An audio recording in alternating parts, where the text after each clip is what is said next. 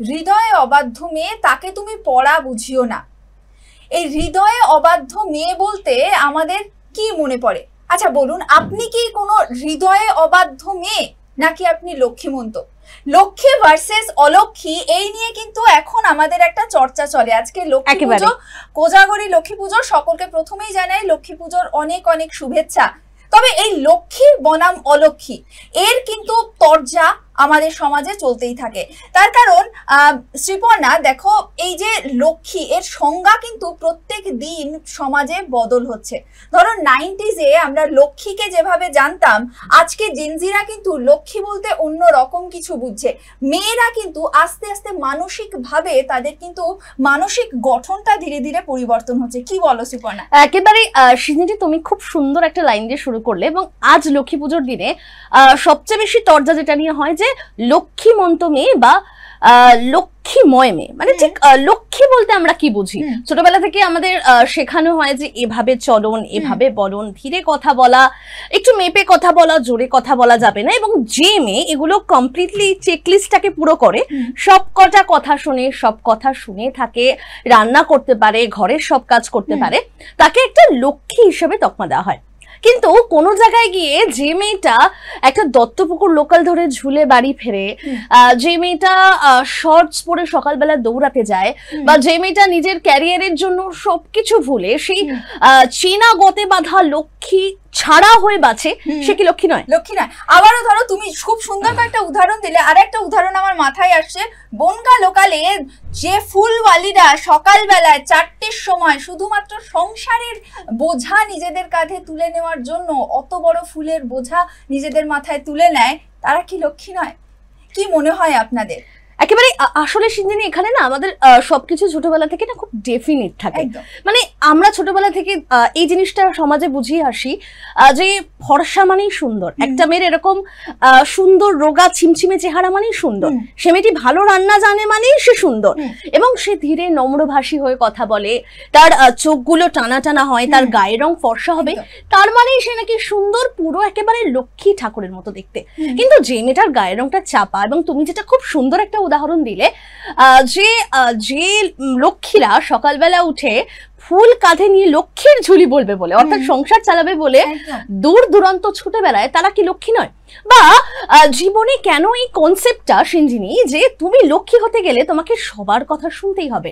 তোমার কাছে তোমার বাবা মা একটা কথা বলছে, বা তোমার হাজবেন্ড একটা কথা বলছে, বা যে কোনো কাছের কেউ বন্ধু বান্ধব এমন একটা কথা বলছে, এবং তুমি তার বিপরীতে একটা প্রশ্ন করছো, যেটা তোমার বেসিক একটা অধিকার, তাহলে কি তুমি অলক্ষ্মী হয়ে যাও? বা মুখে মুখে তর্ক করলে কি অলক্ষ্মী হয়ে যাও?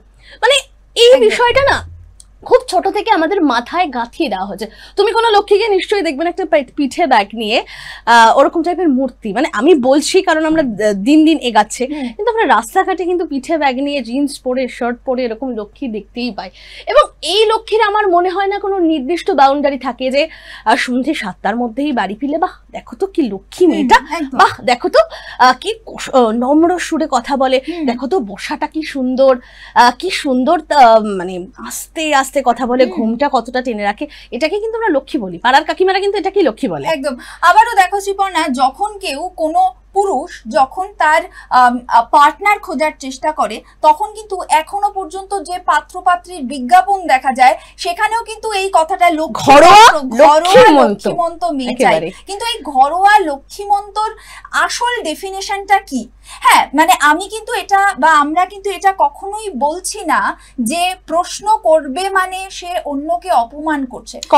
কাউকে প্রশ্ন করা, কোনো সমাজকে প্রশ্ন করা, বা বেঁধে দেওয়া কোনো গথকে প্রশ্ন করা মানে কিন্তু সামনের মানুষকে অপমান করা নয়। তা সে তার ফ্রিডমটাকে, এখনকার মেয়েরা তাদের নিজেদের ফ্রিডমটাকে বুঝতে পারে, সেই জন্য তারা কিছু বেঁধে দেওয়া চিন্তা ভাবনা বা কিছু বেঁধে দেওয়া ডিজাইনকে তারা কিন্তু প্রশ্ন করে, যাতে করে তাদের নিজেদের স্পেস, নিজেদের ফ্রিডমটা আরো বেশি করে বজায় থাকে এবং তারা স্বাধীনভাবে বাঁচতে পারে।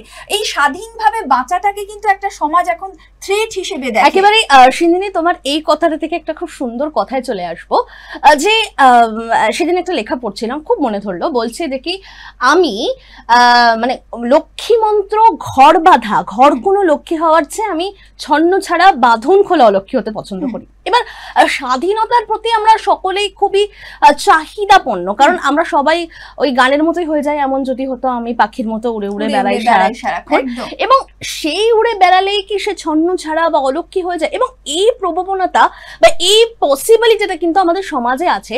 সমাজ কিন্তু তোমাকে গোল করে বক্স করে বারে বারে বুঝিয়ে দেবে তোমার শাড়ির আঁচলটা তুমি এভাবে ধরেছো মানে তুমি কিন্তু অলক্ষী হয়ে যাচ্ছ, এবং তোমার শাড়ির আঁচল ঠিক এভাবে থাকলে তুমি লক্ষ্মী ঠাকুরের মতো কিন্তু সুন্দর দেখাবে। এই যে তোমার কাছে আসছে, তুমি যে সিঞ্জিনি বলে স্বাধীন বা ফ্রিডামের কথাটা, আমি কদিন আগে একটা লেখা পড়লাম, যে লেখাটা পড়ে কিন্তু আমার মন একেবারে ছুঁয়ে গেল। বলছে আমি ঘর কোনো বাঁধন বাঁধা লক্ষ্মী হওয়ার চেয়ে কিন্তু আমি বাঁধন ছাড়া উচ্ছন্ন একটা অলক্ষী হতে পছন্দ করি। এবার নিজের একটা ফ্ল্যাট থাকা, নিজের মতো কাজ করা, রাত 12টার পর বাড়ি ঢোকা, এগুলো কখনোই জেন্ডার রোল হতেই পারে না। কারণ একটা ছেলেই ঢুকতে পারে, একটি মেয়ে ঢুকতে পারে না। একটা মেয়ে যদি সেফলি না ঢুকতে পারে, তাহলে সেই বড় প্রশ্ন চিহ্নটা সপাটে গিয়ে পড়ে একটা সমাজের কাছে, কখনোই মেয়েটার কাছে না, যে মেয়েটা কেন রাত 12টার পর বাড়ি ফিরছে। কিন্তু আমাদের সমাজের সোশ্যাল সিস্টেমটাই এমন তৈরি হয়েছে যে আমরা সবার প্রথমেই মেয়েটাকে জিজ্ঞেস করবো যে তুমি এমন কি কাজ করো যেখানে তোমায় রাত 12টার পর ঘরে ঢুকতে হয়। এবং স্বাধীনতা আর লক্ষ্মী এই দুটো দিকের মধ্যে কিন্তু একদম বৈপরীত্য সম্পর্ক। অথচ মা লক্ষ্মী কিন্তু, যাকে আমরা কোজাগরী মা লক্ষ্মী বলি, তিনি কিন্তু চঞ্চলা, তিনি কিন্তু তার বাহন পেঁচাকে নিয়ে ঘুরে ঘুরে বেড়ায় সারাক্ষণ। এবং তারপরে আসবো আমি সিঞ্জিনির কাছে, যে এই যে স্বাধীনতা বললে তুমি, তোমার কাছে ঠিক এই লক্ষ্মীর কনসেপ্টটা কিরকম?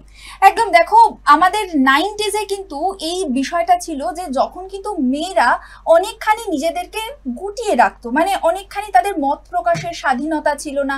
তার ফলে আমাদের ছোটবেলা থেকে আরো অনেক বেশি করে এটা শেখানো হচ্ছে যে তোমাকে একটা নির্দিষ্ট ভাবে বসতে হবে, পা ঢেকে বসতে হবে, তুমি এই প্রশ্নগুলো করতে পারবে না, এই প্রশ্নগুলো করা যায় না, এরকম নানান মুখে মুখে কথা বলবে না, কথা বলা যায় না, এরকম নানান কিছু ছিল। কিন্তু এখন যখন দেখি এই বিষয়গুলো কিন্তু অনেকখানি চেঞ্জ হয়েছে, এবং এই চেঞ্জ কিন্তু হতেই থাকবে। এবং লক্ষ্মী বলে কোনো ডেফিনিট এক্সাম্পল হয় না, এবং আমরা সকলেই লক্ষ্মী, সকলেই সংসার সামলে দশভুজা, আবার সকলেই সরস্বতী, এবং সকলেই কিন্তু সবার মতন করে পারফেক্ট।